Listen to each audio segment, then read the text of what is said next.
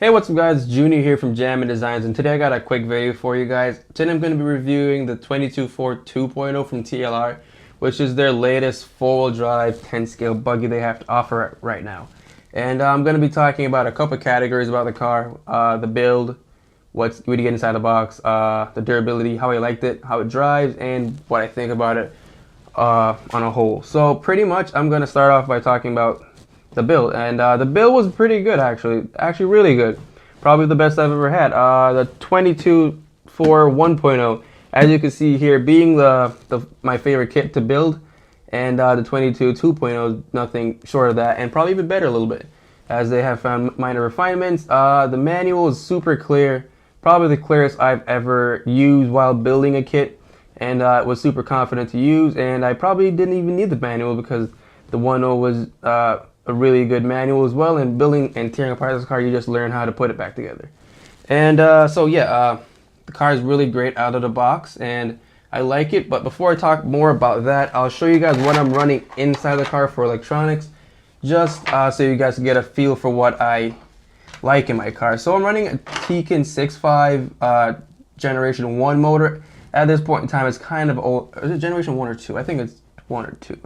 But yeah, a little bit long in the tooth, this motor. Planning on getting a Reedy Mach 365, but haven't got around to it yet. I'm running a SMC Shorty Pack, which is their race formula, and I love it so far. No issues with it, no puffing, no nothing really. And I'm running the P2 servos like you guys saw a couple videos ago, and I love that. Hasn't broken anything, performs beautiful each time out. And the Hobby Wing XR10 Pro, which is their latest ESC for 10 scale racing, and I love that thing also. Nothing short of a performance or anything like that. And so overall, there's a couple issues with the car. The car's not perfect. I don't think any car is perfect, and this one has its demons, and I'll be talking about that. But before I talk about it, let's talk about some good stuff about the car. I love how they made some things more durable. For example, the bulkhead. The bulkheads used to crack on me every day, and a lot of people will probably jump to the conclusion, were you using the steel plate thing up front from Exotech? And yeah, I used that, and they cracked a lot. I'm sure a lot of people had that issue too. And the arms are super durable now. The arms in the bulkhead are just really strong. Now that the arms are so bulletproof, really, you tend to break the bulkheads, but they're not as fragile, but they're still not bulletproof. The arms being so rigid, I talked to Frank when he came to our track, and his response was, "Are you breaking arms?" And I'm like, "No, but we're breaking bulkheads." And he's like, "You know, something's gonna give. It's not made to withstand crashing into a wall or nailing it off a jump cockeyed and stuff like that." So that's understandable. Only thing about that is the part support. It's kind of weak right now. These are on back order from I think August or September, and they're back in stock roughly around late November to early December. So that's quite a bit of a wait time, and I actually had to track down one so I could compete in the J Concepts race. So you can get an idea for how, you know, probably frustrating that would have been to be not able to order one on eBay, online, in your hobby shop, and you had to like kind of sift through forums just to get one. So that's one gripe I had about it. Another thing is, I really wish they upgraded the ball studs. Team Associated has been through several revisions of their ball cups and ball studs. Nothing wrong with the ball studs. The ball cups is where the issue lies, and it's that they pop off a lot. The front ends I haven't changed, but you can see in the rear here where I have changed them to the Team Associated ball cups and ball studs. So hope you guys saw that. And yeah, the fronts don't really give you much of an issue, but it's just the rear that they tend to pop off a lot. I do acknowledge that there's a lot of movement going on around there, and I'm sure it's not easy holding on anyway. But the Associated ones work just fine. So if they could beef them up a little bit, or even use a bigger ball stud where it has more meat around it, and more of a surface to latch onto, instead of these ones where in the rear they pop off almost every run if you're not careful. But I've seen people use them and they finish races consistently. It's not that I'm crashing every lap or so, but it's just that little line of security that you wish you had, but you don't. But if you guys don't want to have that issue and you're in a race and you're probably up front and you crack a ball sudden and you drop back 10 seconds, that's just a bad day. But if you guys want to avoid that for now, until they update it, I'll probably put the team associated ball cups and ball studs in there. I'll probably put a link in the description for the part numbers and parts I use. And also, if you want to use that quick tip, is that you want to cut off the team associated flange a little bit down.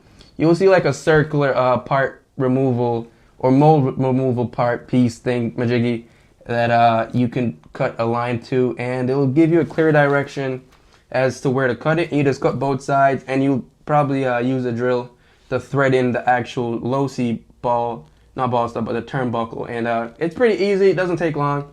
Probably could do it in like 10-15 minutes at the track. Not too much of a struggle, but just something I thought I'd throw out there. But everything else on this kit is pretty solid. I like that the steering assembly seems to be a little bit more durable this time around. I remember last time this was a little bit more fragile and people just ducked it and went straight to the aluminum pieces, and I'm pretty satisfied with this. And my struggle with the 1.0 was that I changed this to the aluminum and it just made my servo break a lot. And I'm not sure if it was just the brand, but a lot of people, especially factory drivers, had that issue. It was typically with Spectrum, I have to say. I'm not sure how much of a fact that is that it's only for Spectrum, but I had Spectrum servos, like 4 60/40s I've been through in this car, and I think 162/40, which is their low profile servo, but is said to be better than the 60/40. So I broke 5 servos in the 1.0. And this P2 servo is pretty diesel, and it hasn't broken anything yet. And I'd probably stay away from the aluminum for the steering section, because I've ran this and I've only stripped one of the steering assembly pieces in the plastic assembly. So I'll probably stick with that, more consistency there, so your steering doesn't tweak over time or in the middle of a race, as I have heard that from people with this car. So just another quick tip for you guys. But yeah, everything else about this car is really nice. I love it. It jumps great. It lands great. It fits my driving style, probably because this is what I started with. So I'm really comfortable with it. I like how the X-Ray cars drive, but they have a little bit too much dive for me. They fly really, really well. This is kind of a little bit more unpredictable in the air to me, but I've learned how to control it since it's what I've started off with, and I've been running it practically forever. I have tried a couple other cars. I won't name them, but I've tried quite a few cars, and I just like this a lot because, again, started off with it, just learn how to drive it, and you tend to love it. It's also a great car. Other people have told me that it's really great, only a few issues with it. Everybody's different, so all opinions are subjective, and it depends on how you drive. I'm kind of a little bit of an aggressive driver when it comes to four-wheel drive, so I'm a little bit on the edge. So this car really keeps me in tune. I've driven X-Rays, and you just really can't drive them as aggressive, and it tends to bite you in the ass a little bit. So that's just my 2 cents. Other people say otherwise. I've seen guys a lap faster than a lot of the pack with X-Rays, and the exact same guy does have a 22.4, and he just doesn't like it. He's just not consistent, and you know, a lot of things vary when you're looking for a car. You got to really examine your driving style, and it's also good when a reviewer tells you their driving style, so you can get a feel for what they're talking about, because they could say it's balls out amazing, and their driving style is probably worlds apart from yours. And yeah, so that's my driving style, is just a little bit aggressive. As I said, I run a 6.5 all the way out, and my track's pretty demanding right now with like a triplet it has, and you have to really punch a 6.5 in there to make it. And driving a 6.5 all up is a little bit intimidating at times, so hopefully that helps you guys a little bit on deciding what to buy. If you want a milder car, this is not anything paid for or anything like that, but I'd probably look into the X-Ray or the 22.4. The associated car is coming out soon, so look out for that as well. Again, none of these are related, but it's just to get what you want or what fits you the most. So these are options. This isn't the only car. I'm not tied down to low C or anything like that. I have heard that in the past. He's just a low C guy, so he likes the low C stuff. I'm not diehard with low C by any means. I'm not sponsored by them. Don't really want to, because I like to fish around and see what I like, because being sponsored is kind of a workload in itself, and I just like my little YouTube thing. So nothing much else to say about this. Another bad thing is, it's not bad, it's just a little nitpicky thing. I'm a painter, and I've painted this body for a while. I wish Losi had made the body a little bit more refined for a new car release instead of giving us the same body. But again, nitpicky thing. I'm a painter, so that might bother me more than anybody else. I'm not sure. So yeah, guys, that's just been my little ranting and rambling about the TLR 22.4 2.0. It's a really good kit. I probably will include scoring in the next couple of videos for reviews and comparisons.